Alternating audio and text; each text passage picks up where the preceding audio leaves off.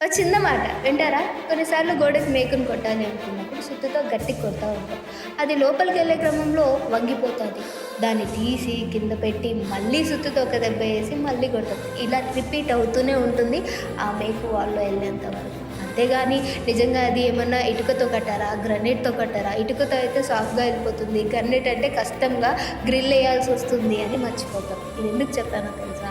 కొన్నిసార్లు ఇద్దరి మధ్య ప్రాబ్లమ్స్ ఉన్నప్పుడు ప్రాబ్లమ్ ఒకళ్ళ వైపే చూసి మాట్లాడుతూ ఉంటాం కానీ, నాలో ఏమన్నా మిస్టేక్ ఉందా? నేనేదన్నా అనకూడని మాట అని ఇబ్బంది పెట్టానా?